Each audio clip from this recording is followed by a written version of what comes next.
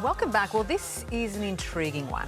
Australia's space agency says a mystery object that washed up on a West Aussie beach could be part of a foreign-launched rocket as it investigates the origin of the unidentified device. Let's bring in our guru of all things space, Dr. Brad Tucker from ANU in Canberra.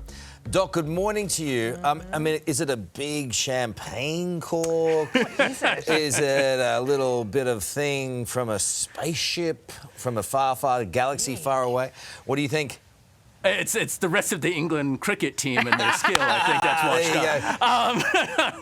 washed up. Look, it does look space junky in the sense that it does look like it could be part of a rocket. So I think there's a few things we can rule out. It didn't really make it all the way into space. So once you go into space and you're in orbit, you then fall back to Earth. Now that's when you actually get reheating. So if you ever picture movies where it's like hot and flames on the outside, that's when you're re-entering the Earth's atmosphere. So most of the surface gets charred and kind of burnt in that look. And that clearly isn't the case here.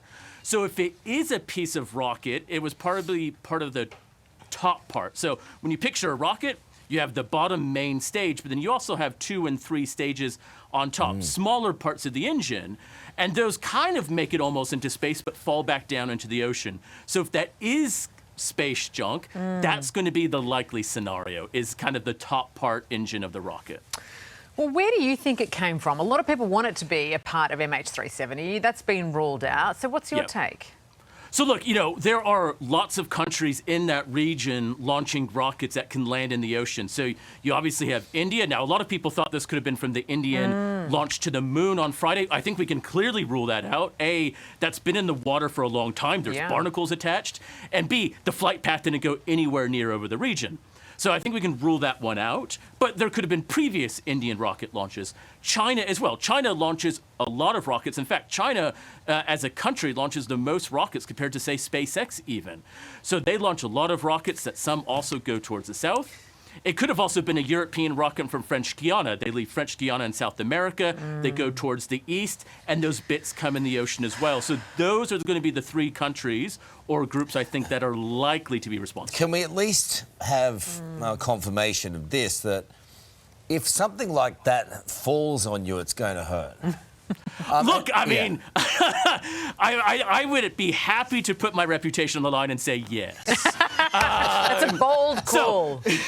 But you know, you're kind of on point, and this is the problem. When these rockets go up, this stuff does come back down. Now, luckily, when the launch happens, they launch over the ocean, so those bits land in the ocean.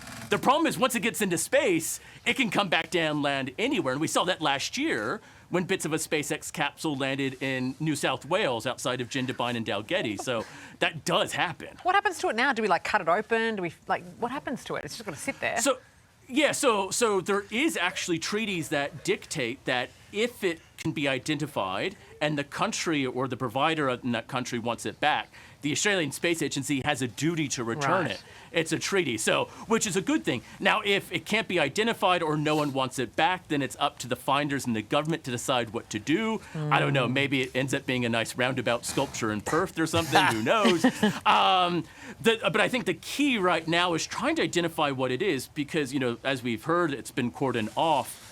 You don't, you know, space junk is like Australian animals. Don't touch it if you don't know what you're doing.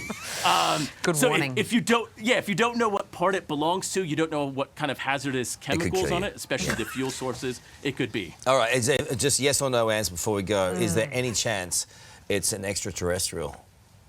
No. Okay. Hey there, Today fans. Sarah and...